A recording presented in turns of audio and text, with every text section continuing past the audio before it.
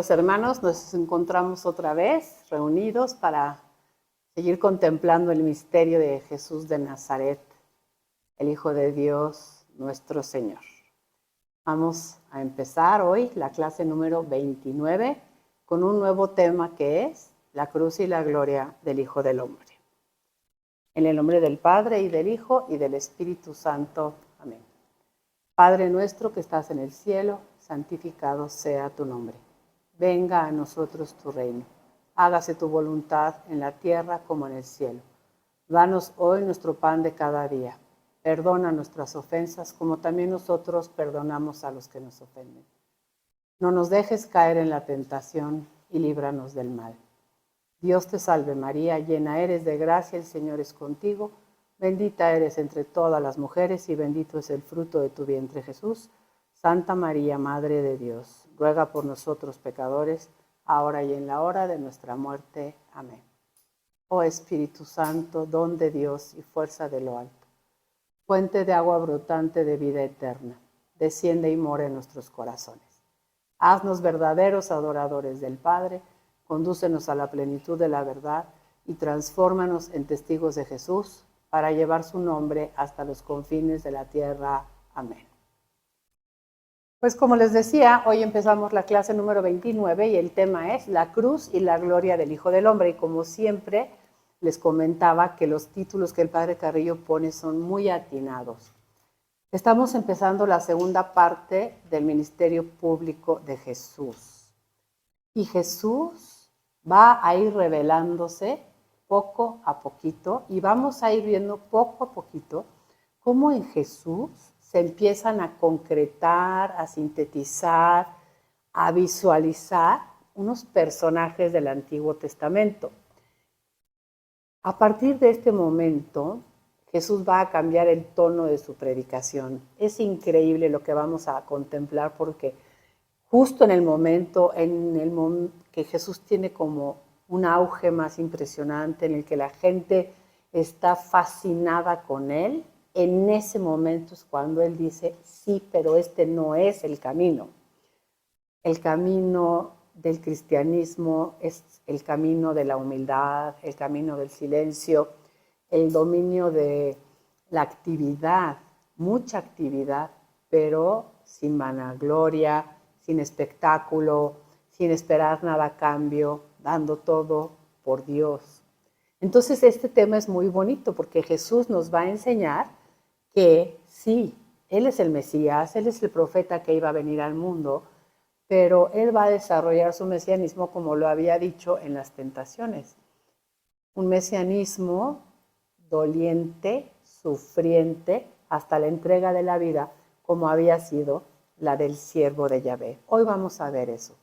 Cómo para llegar a la gloria hay que pasar por la cruz. Y esto no es para que nadie se espante. Esto es, si nosotros lo vemos en nuestra vida, pues todos tenemos ciertos momentos de sufrimiento, todos tenemos momentos de angustia, momentos de queja, momentos de nuestra vida que quisiéramos haber evitado, pero no los podemos evitar, esa es la realidad. Otra cosa es cómo los paso. No hay gloria sin cruz, nos va a enseñar Jesús, ¿sí? El problema es qué hacemos con esa cruz. Vamos a empezar entonces con esa idea, este nuevo tema que se llama la cruz y la gloria del Hijo del Hombre. Quiero empezar con una palabra del Papa Francisco porque, como siempre les digo, hay que saber que lo que estamos estudiando, enseñando, está en sintonía con el magisterio de la Iglesia. Cuando ustedes tengan alguna duda sobre alguna comunicación que les lleve a algún curso, siempre traten de contrastarlo con el magisterio de la Iglesia. Dijo el Santo Padre: la cruz parece decretar el fracaso de Jesús, pero en realidad marca su victoria. En el Calvario, los que se burlaban de él decían: si eres hijo de Dios, baja de la cruz. Pero era verdad lo contrario. Precisamente porque era el Hijo de Dios, estaba ahí en la cruz, fiel hasta el fin al designio de amor del Padre. Palabras del Papa Francisco en el año 2013. Entonces, vamos a tener esta clase en el que va a estar apareciendo constantemente un cuadro en el que quiero que vayamos viendo cómo el ministerio público de Jesús puede dividirse en dos partes y cómo esta parte es la segunda y está muy bien marcada también por un episodio. La primera parte del ministerio público de Jesús empezó en su bautismo en el Jordán. Les recuerdo cuando Jesús fue ungido por el Padre con el Espíritu Santo y él empieza su misión mesiánico-profética. Como Mesías iba a instaurar el reinado de Dios, iba a traer un reino de paz, de alegría, de justicia, de equidad, de verdad. Y como profeta venía a comunicarnos las palabras de Dios como lo había hecho Moisés anteriormente. Ahora viene un parteaguas en el ministerio público de Jesús y Jesús va a vivir otro momento muy importante que va a ser la transfiguración. Y en ese momento Jesús vuelve a tener una experiencia de Dios y a partir de ese momento Jesús empieza a hablar de su mesianismo sufriente, de su futura muerte y de su futura resurrección. En este cuadro que tenemos podemos observar cómo en Jesús se van a realizar 4 personajes importantes del Antiguo Testamento. El profeta como Moisés, el Mesías, el siervo de Yahvé y el Hijo del Hombre. Muchas veces me preguntan, pero oye, ¿cómo es posible que nuestros hermanos judíos no crean que Jesús es el Mesías? Si está clarito. Es que para nosotros está clarito, porque nosotros ya hicimos una lectura cristiana del Antiguo Testamento, es decir, ya la leímos desde Jesús, pero un hermano nuestro judío no. Para ellos un personaje es el profeta anunciado como Moisés, otro personaje es el Mesías, otro personaje es el siervo sufriente de Yahvé y otro personaje es el Hijo del Hombre. Y no pensaron jamás que esas 4 personas iban a estar reunidas en una sola, sino que uno sería el profeta, otro sería el Mesías, etc. Entonces, lo que quiero ver con ustedes es, ¿en qué año, a quién y cuál era el título del personaje que vamos a estudiar en el que se va a realizar en Jesús? Y el primero es el profeta como Moisés. Vamos a situarnos más o menos en el año 1250 antes de Cristo, que es lo que la Biblia de Jerusalén nos dice sobre Moisés. Y en el capítulo 18 del Deuteronomio, Moisés se encuentra ya al final de su vida y Dios le da esta palabra. Dice capítulo 18, versículo 17 en adelante. Entonces Yahvé me dijo, me parece bien lo que me han dicho. Yo les suscitaré de en medio de sus hermanos un profeta semejante a ti, Moisés. Moisés ya está grande, ya se va a ir. Pero Dios les hace esta promesa. Yo suscitaré un profeta semejante a ti. Pondré mis palabras en su boca y él les dirá todo lo que yo le mande. Y eso es exactamente lo que va a hacer Jesús en algún momento de su vida. Ahora, este profeta como Moisés también tiene algunas cualidades que ya estudiamos también. En el capítulo 61 de Isaías habíamos estudiado la misión del profeta, se las voy a recordar. El Espíritu del Señor me acompaña, porque me ha ungido Yahvé. Me ha enviado a anunciar la buena nueva a los pobres, a vendar los corazones rotos, a pregonar a los cautivos la liberación, a los reclusos la libertad, a pregonar un año de gracia del Señor y un día de venganza de nuestro Dios, para consolar a todos los que lloran, para darles diadema en vez de ceniza, perfume de fiesta en vez de duelo y alabanza en vez de espíritu abatido. Este personaje, el profeta, fue realizado en Jesús. Vámonos al Evangelio de San Juan, en el capítulo 6, después de la multiplicación de los panes. Una vez que termina el milagro de la multiplicación de los panes, en el capítulo 6 de San Juan, quiero leer el versículo 14. Fíjense lo que hizo Jesús. Jesús multiplicó el pan. Moisés había dado pan en el desierto. Jesús les ha hablado las palabras de Dios. Moisés hablaba las palabras de Dios. ¿Qué dice la gente después del milagro de la multiplicación de los panes? Juan 6:14. Al ver la gente el signo que había realizado Jesús, comentaba, este es verdaderamente el profeta que debía venir al mundo. Ese profeta que estábamos esperando debe de ser Jesús. Y en el capítulo 4 del Evangelio de San Juan, la samaritana, que también ya lo habíamos leído, en el versículo 25, Juan 4, 25, le dice a Jesús: sé que va a venir el Mesías, el llamado Cristo. Cuando venga nos lo desvelará todo. Y habíamos dicho que ese Mesías que iba a enseñar como Moisés, para los samaritanos era un Mesías profeta, un Taeb, alguien que les iba a enseñar. Entonces veamos cómo en la vida de Jesús ha hecho cosas que lo han identificado ya entre la gente como el profeta que debía de venir al mundo. La segunda figura es el Mesías. Hemos hablado ampliamente del tema del Mesías.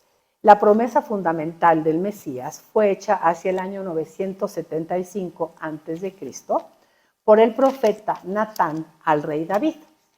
Para eso tenemos que leer un texto que también ya hemos leído y espero que les dé gusto que ya estemos como retomando textos que ya habíamos visto. En 2 de Samuel, en el capítulo 7, David acaba de conquistar Jerusalén, edificó su templo y ahora quiere edificar a Dios una casa, un templo.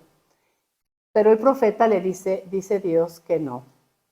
Ya veremos después que en el libro de las Crónicas, Dios le dice a David: tus manos están llenas de sangre, tu hijo es el que va a construir mi templo.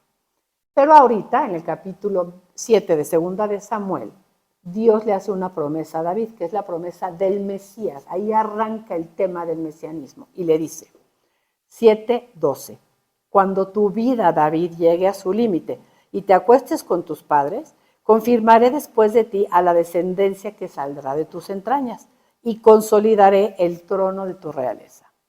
Él, tu descendiente, constituirá una casa para mi nombre y yo consolidaré el trono de su realeza para siempre. Yo seré para él padre y él será para mí un hijo. Si se porta mal, lo castigaré con vara de hombres. Si se porta bien, no apartaré de él mi amor. Y vamos a ver algún día cómo a lo largo de la historia, descendientes de David, reyes de Israel en Jerusalén, se portaron mal y Dios tuvo que castigar. Él ya lo había anunciado. Pero este es el texto fundamental del Mesías. Entonces, Jesús va a realizar su misión mesiánica como proclamando el reino de Dios. El Mesías iba a traer el reinado de Dios a la tierra. Vamos a leer ahora Jeremías 23, otros textos sobre el Mesías, porque quiero que vean cómo Jesús fue cumpliendo con ellos. Jeremías, en el versículo 23, dice así, capítulo 23, perdón, versículo 5. Mirad que vienen días en que suscitaré a David un germen justo. Reinará un rey prudente que practicará el derecho y la justicia en la tierra. Y en sus días estará a salvo Judá e Israel vivirá en seguro. Y ese es el nombre con el que le llamarán Yahvé, justicia nuestra. Si nos regresamos al Evangelio de San Juan, quiero que vean cómo también la gente, después de la multiplicación de los panes, no solamente lo reconoce como el profeta, sino también quieren proclamarlo rey. Y estamos al principio del Evangelio de San Juan. Vamos a leer en Juan, ahora el capítulo 6, el versículo 15. Dice, sabiendo Jesús que intentaban venir a tomarle por la fuerza para hacerle rey, huyó de nuevo al monte él solo. En el versículo 14, Juan nos había dicho que la gente decía, este es el profeta. Ahora en el versículo 15 nos dice, este es el rey que debería de venir al mundo, el rey Mesías, el ungido rey descendiente de David. Y también en el capítulo 8 de San Marcos, que lo vamos a estudiar, en el versículo 29, cuando Jesús les pregunta a los discípulos, bueno, después de todo lo que he hablado y de todo lo que he hecho, ¿ustedes quién piensan que soy yo? Pedro dice en el versículo 29, tú eres el Cristo. Y recuerden que Cristo es la palabra griega, pero la palabra hebrea que debió de salir de los labios de Pedro es, tú eres el Mesías. De manera que en toda la primera parte de su ministerio público, Jesús ha realizado a través de lo que hace y dice, lo que estaba anunciado para el profeta que debería venir al mundo como Moisés y el Mesías anunciado que traería el reinado de Dios a la tierra. Jesús no sencillamente se paró en una plaza y dijo, apláudanme, yo soy el profeta, yo soy el Mesías, sino quiso, como que así trabaja Dios, muy discretamente, a través de las cosas diarias, a través de sus actitudes y de sus palabras, llevar a que los apóstoles, a través de su reflexión, y que la gente, a través de su reflexión, de lo que veían y de lo que oían, concluyeran quién es Jesús. Es decir, Jesús no vino a darles una clase, Jesús vino a regalarles una experiencia suya, y esa experiencia suya les iba a ir a hacer reconociendo que Él era el profeta que debería venir al mundo. Él es el Mesías. Alguna vez vamos a leer en el Evangelio de San Juan que es hacia el final de su ministerio público, cuando Jesús está en Jerusalén, la gente de repente dice, ¿quién es? ¿Quién es? Es el profeta, es un profeta como otros, es el Mesías, pero Él es de Nazaret. Nosotros sabemos que el Mesías viene de Belén. La gente se pregunta, y eso es lo que Dios quiere, que nosotros nos preguntemos, que esa pregunta entre en nuestro corazón y vayamos descubriendo esas diferentes facetas de Jesús con las cuales nos vamos a ir enamorando de Jesús cada vez más. Jesús, primera parte de su ministerio público, ha llevado a la multitud y a los apóstoles a pensar, Él es el profeta y Él es el Mesías. Pero en el minuto en el que alguien le dice, tú eres el Mesías, Jesús dice, sí, pero. Y me gusta mucho pensar esto. Cuando encuentren un pero en la Biblia, es aguas. Aquí hay un descontrol, aquí hay un cambio que tú no te esperabas. Ese pero de Jesús es, sí, soy el Mesías, pero a la manera del siervo sufriente de Yahvé. ¿Cómo? Eres el Mesías. En ningún lado dice que el Mesías tenga que sufrir. Y Jesús dice, no, por eso yo con mi vida, con mis palabras, con mis acciones, pero sobre todo con mi muerte, mi pasión, mi muerte y después mi resurrección, les voy a ir enseñando que yo soy un Mesías sufriente, porque soy también el siervo de Yahvé que da su vida por sus hermanos, inocentemente muerto, pero también glorificado después por Dios. Y este personaje, el siervo de Yahvé, no lo conocemos mucho. Probablemente, ahora que leamos, recuerden un poco, pero esta lectura se hace el Viernes Santo. Y el Viernes Santo se nos lee el texto de Isaías sobre el siervo de Yahvé. Vamos a abrir el siervo de Yahvé en el capítulo 52 de Isaías, en el versículo 13. Más adelante veremos más sobre este siervo de Yahvé. El profeta Isaías escribió 4 cánticos sobre el siervo de Yahvé. Creo que voy a leer con ustedes el tercero y el cuarto cántico, porque es el que más van a hablarnos ahorita de lo que le va a suceder a Jesús una vez que llegue a Jerusalén. Vamos a leer primero el tercer cántico mejor, en el capítulo 50 del profeta Isaías, en el versículo 4. Dice así: El Señor Yahvé me ha dado una lengua avesada que sabe decir al cansado palabras de aliento. Muy temprano despierta mi oído para escuchar como los discípulos.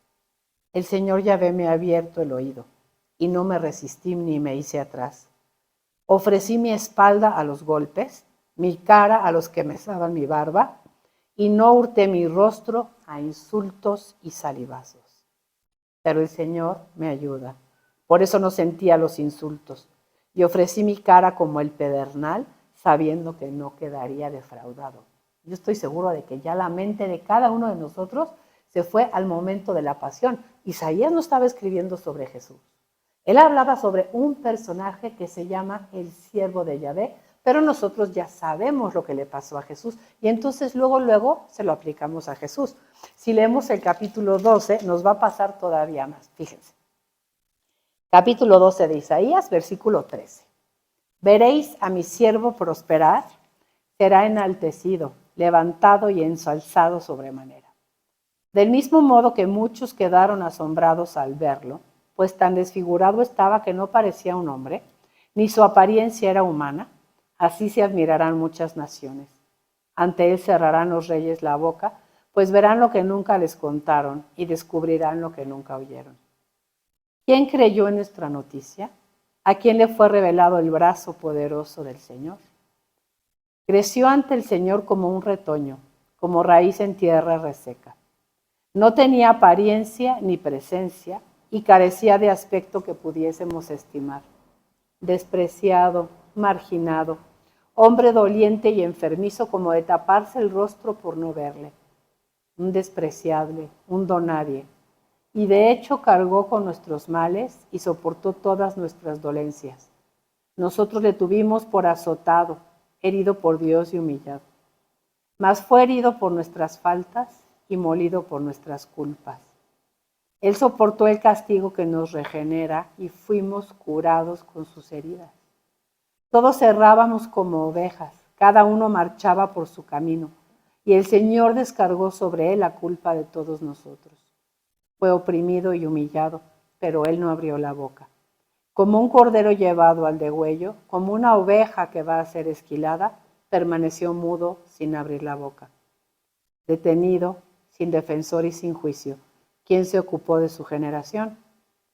Fue arrancado de la tierra de los vivos, herido por las rebeldías de su pueblo, y pusieron su tumba entre los malvados y su sepultura entre malhechores, por más que no cometió atropellos, ni hubo nunca mentiras en su boca. El Señor quiso quebrantarlo con males. Si se da a sí mismo en expiación, verá descendencia, alargará sus días. Su mano ejecutará el designio de Yahvé, pero después de sufrir, verá la luz. El justo se saciará de su conocimiento. Mi siervo justificará a muchos, pues las culpas de ellos soportará. Y le daré su parte entre los grandes, y con poderosos repartirá despojos, pues se entregó indefenso a la muerte y fue tenido por un rebelde, cuando él soportó la culpa de muchos e intercedió por los rebeldes. Ese es el siervo de Yahvé. Entonces Jesús va a empezar a hablar de su futura pasión, muerte y resurrección como si él fuera el siervo de Yahvé. Y ya eso debe de haber chocado a los pobres apóstoles. Ellos cómo iban a comprender que Jesús acaba de aceptarse el Mesías, pero que también va a sufrir. Y peor tantito, me quiero regresar al Evangelio de San Marcos, cuando Jesús les dice que va a sufrir, después del versículo 29, Marcos 8:29, dice Pedro, tú eres el Mesías. Y Jesús les dijo, no le digan a nadie. Y empezó a enseñarles que, y no dice el siervo de Yahvé tenía que sufrir. No dice, empezó a enseñarles que el Mesías tenía que sufrir. Les dice, empezó a enseñarles que el Hijo del Hombre debería de sufrir mucho.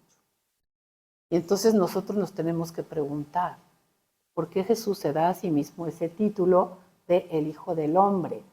O sea, es el profeta, es el Mesías, pero sufriente a la manera del siervo de Yahvé. Ya eso nos cuesta trabajo. Y ahora Jesús nos vuelve a desprogramar y dice, soy el Hijo del Hombre. ¿Y quién es el Hijo del Hombre?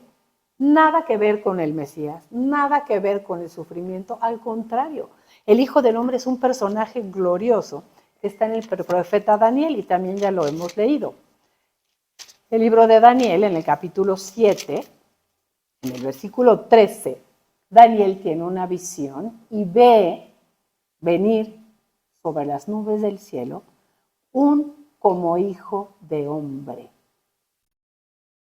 Sobre las nubes del cielo. Es un personaje medio celeste, pero como parece hombre, entonces medio celeste, medio humano. Es una visión que se dirigió hacia el anciano, que es Dios, y fue presentado ante él. Y Dios le dio poder, honor y reino, y todos los pueblos, naciones y lenguas le servían. Su poder es eterno y nunca pasará, y su reino no será destruido. Entonces, ¿cómo? ¿Cómo va a decirles Jesús en esta segunda parte de su ministerio público? Sí soy el profeta, sí soy el Mesías, porque sí soy el profeta se lo dijo a la samaritana, soy yo el que te está hablando. Cuando Pedro le dice, tú eres el Mesías, él lo acepta. Y luego cambio de tono, pero también soy el siervo sufriente de Yahvé. ¿Cómo? Pero también soy el Hijo del Hombre con poder, a quien Dios le entrega todo el reinado. ¿Cómo? ¿Quién eres tú, Jesús? Eso es lo que Jesús quería que ellos se preguntaran.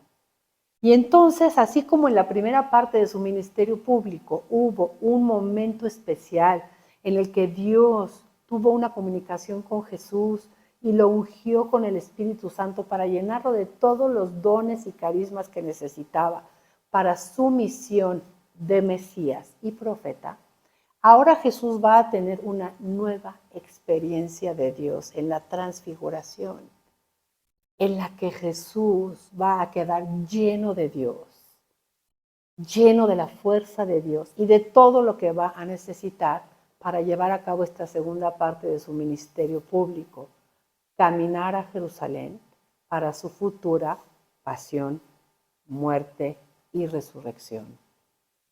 Muy importante esto para nosotros. Jesús es el Mesías, Jesús es el profeta, Jesús es el siervo sufriente de Yahvé y Jesús es el Hijo del Hombre. A lo largo de las próximas 2 clases, entonces, vamos a estudiar poco a poquito esta segunda parte del ministerio público de Jesús. La primera parte fue en Galilea. Jesús iba por todos los pueblecitos de alrededor del mar de Galilea, predicando.